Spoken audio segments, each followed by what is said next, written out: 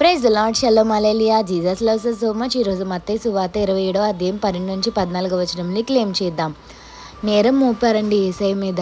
అసలు ఆయన పరిశుద్ధుడు కదండి.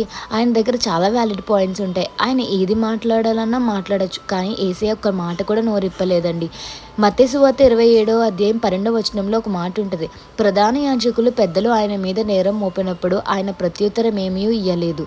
చూసారా, అంటే రిప్లై ఏమీ ఇవ్వలేదు, మౌనంగానే ఉన్నారండి. 13వ వచనంలో, కాబట్టి పిలాతు నీ మీద వీరెన్ని నేరములు మోపుచున్నారు, నీవు వినలేదా అని యేసయ్యని అడిగారండి.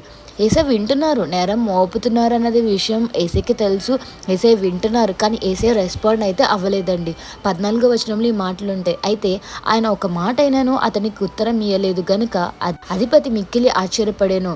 అయితే పిలాతు చాలా ఆశ్చర్యపోయారు. అదేంటి, సాధారణంగా మన పైన ఎవరైనా ఏదైనా మాట మనం చేయలేంది అంటే మనం చాలా కోప్పడతాం, ఇష్టానుసారంగా మాట్లాడేస్తాం, నోటికి వచ్చినట్టు మాట్లాడతారు కదండి. కానీ ఇక్కడ యేసయ్య మీద తను చెయ్యని నేరాన్ని కూడా మోపిన యేసయ్య మాట్లాడకుండా మౌనంగా ఉండడం జరిగిందండి.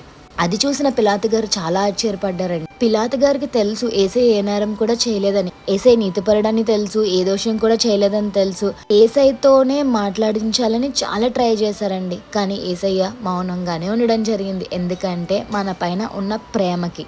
యేసయ్య పైన ఎన్నో దూషణ మాటలు పలికారండి, అయినా సరే మౌనంగా ఉన్నారు. యేసయ్యలో ఉన్న సహనాన్ని మనం నేర్చుకోవాలండి. కొన్నిసార్లు మనం కూడా కంట్రోల్ తప్పి మనకిష్టమైన వాళ్ళతో ఎన్నో మాట్లాడుతున్నప్పుడు వాళ్ళు ఏదైనా మాట అన్నప్పుడు చాలా ఈజీగా ఫాస్ట్గా అనేస్తాం కదా. కానీ యేసయ్యకి మాదిరిగా మనం ఉండాలి అంటే మనం కూడా ఆలోచించి మాట్లాడాలండి. ఒకవేళ వాళ్ళు కోపంలో ఒక మాట అనేసినా, ఎవరైనా సరే కోపంలో ఒక మాట అనేసినా ఆలోచించి వాళ్ళ సిచ్యువేషన్ని అర్థం చేసుకుని ఆ తర్వాత రెస్పాండ్ అవుతే అప్పుడు ఏ గొడవలు కూడా ఉండవండి. సో యేసయ్య కలిగిన సహనం మీ అందరం కలిగి ఉండాలని కోరుకుంటున్నాను. Jesus loves you so much. Amen.